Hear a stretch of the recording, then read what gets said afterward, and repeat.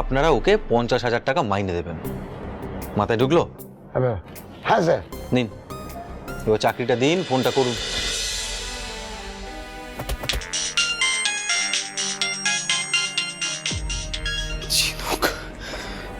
ঝিনুক ঝিনুক ঝিনুক ঝিনুক আর ফোন করেছি তো আমাকে।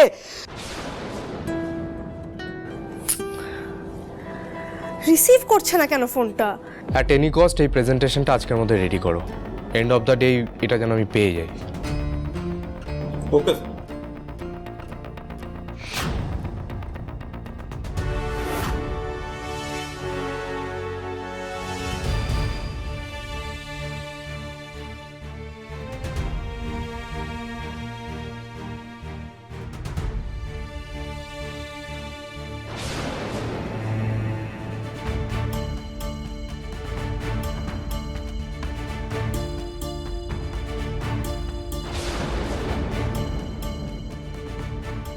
ফোন ধরছিস না তো?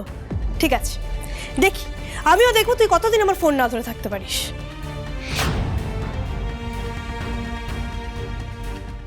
সুইচ অফ করে দিল। কি প্রবলেমটা কি তোর, ইডিয়েট? দেখি তুই কতদিন আমাকে ইগনোর করতে পারিস, আমিও দেখবো। কোনো সমস্যায় বলে তো সে আমাকেই কল করবি, তখন আমিও তোর কল কেটে দেবো। ঝিনুক এতবার কাকে ফোনে ট্রাই করছে? I have to find out.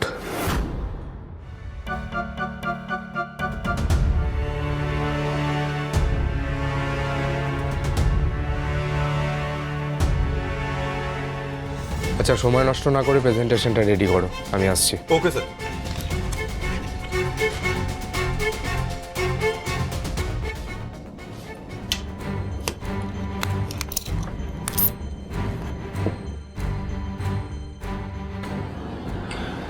Ronu ঠিক আছে তো?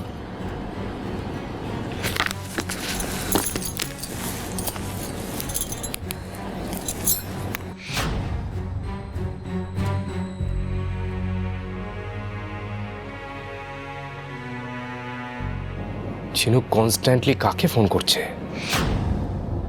Who is he?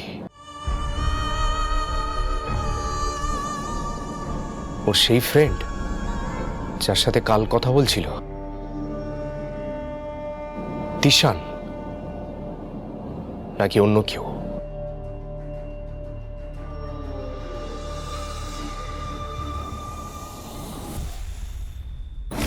স্যার, এই যে আমার সিভি।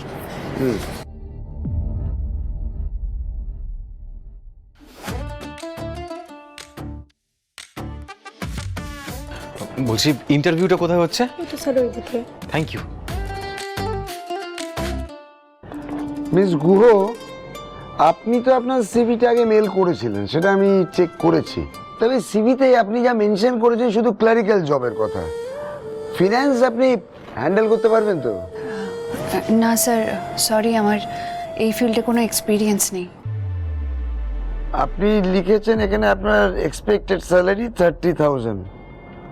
বাট মিস গুহ, আমরা তো এই ক্লারিক্যাল জবের জন্য 20,000 বেশি অ্যাফোর্ড করতে পারবো না। কিন্তু স্যার, 30,000 আমার এক্সপেকটেশন নয়, আমার প্রয়োজন। আমি 30,000 টাকার নিচে স্যালারিতে জয়েন করতে পারবো না sir. If you don't mind, আপনার এই নেসেসিটির কারণটা জানতে পারি কি? হ্যাঁ, না মানে যদি আপনার কোনো আপত্তি না থাকে। না না, কোনো আপত্তি নেই। আসলে আমার মেয়ের পায়ের একটা প্রবলেম আছে। ওর চিকিৎসার জন্য মাসে মাসে 30,000 টাকা লাগবে। পল্লবী ওর মেয়ের চিকিৎসার খরচ জোগাতে চাকরি খুঁজছে। এজন্যই বোধহয় ও সবসময় এতটা ঘেঁটে থাকে, আমার ওপর রাগারাগি করে, আর আমি ওনাকে জ্বালাতেই থাকি। স্যার স্যার দেখুন না, যদি কোনো ব্যবস্থা করা যায় তাহলে খুব ভালো হয় স্যার। আমি আমার কাজ নিয়ে কোনো কোয়েশ্চেন করার সুযোগ দেব না আপনাদেরকে। আমি দরকার হলে ওভারটাইম করব, দরকার হলে আমার কাজ বাড়িয়ে দিন, কিন্তু স্যালারিটা 30,000 টাকাই রাখুন স্যার, প্লিজ। দেখুন মিস গুহ, বা আমি আপনার প্রবলেমটা বুঝতে পারছি, কিন্তু কি জানেন তো, আমরা ওই 20,000-এর বেশি তো অ্যাফোর্ড করতে পারবো না। হ্যাঁ, সো প্লিজ। তবে হ্যাঁ, একটা কাজ করতে পারি, আমরা অন্য কোনো কোম্পানিতে আপনাকে রেকমেন্ড করতে পারি। হ্যাঁ, তাহলেও আমার খুব উপকার হয় স্যার। ঠিক আছে, দেখছি আমি সেরকম কিছু হলে জানাবো। হ্যাঁ স্যার, থ্যাংক ইউ।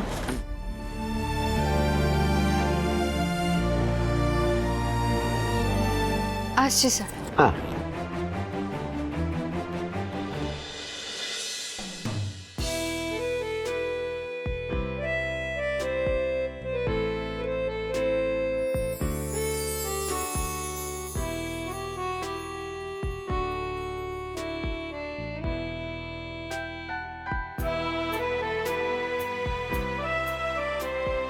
তিরিশ হাজার টাকা মাইনেই তো চাইছিল, তার জন্য বেশি সময় কাজ করতেও রাজি ছিল। এই লোকটা তো মহা বদমাস, কিছুতেই মানলো না। একে একটু টাইট দিতে হবে দেখছি।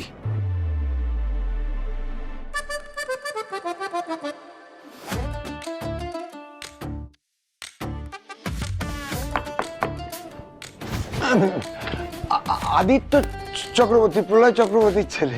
সে আমি যেই হই না কেন, আপনি কি ধরনের মানুষ? হ্যাঁ, মেয়েটার সমস্যার কথা শোনার পরেও আপনার মনটা এতটুকুও গলল না? চাকরিটা দিতে পারলেন না, তাই তো? না মানে স্যার, ব্যাপারটা হচ্ছে যে মানে 20,000-এর বেশি তা অ্যাফোর্ড করতে পারবো না তো। এবার 50,000 দেবেন। হ্যাঁ, হ্যাঁ, যেটা বোঝাচ্ছি চুপচাপ বুঝুন।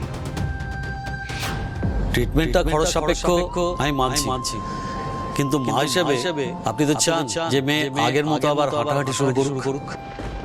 দেখুন মিস গুহ, আমি আপনার প্রবলেমটা বুঝতে পারছি, কিন্তু কি জানেন তো, আমরা ওই 20,000-এর বেশি তো অ্যাফোর্ড করতে পারবো না। বাড়িতে একটা ফোন করব, ফোন করে মিঠির একটু খোঁজ খবর নিই।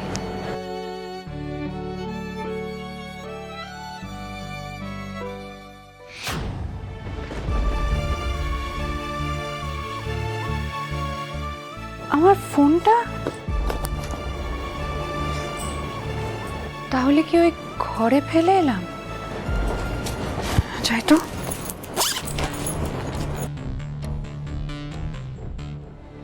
চুপ করে বসুন, বসুন।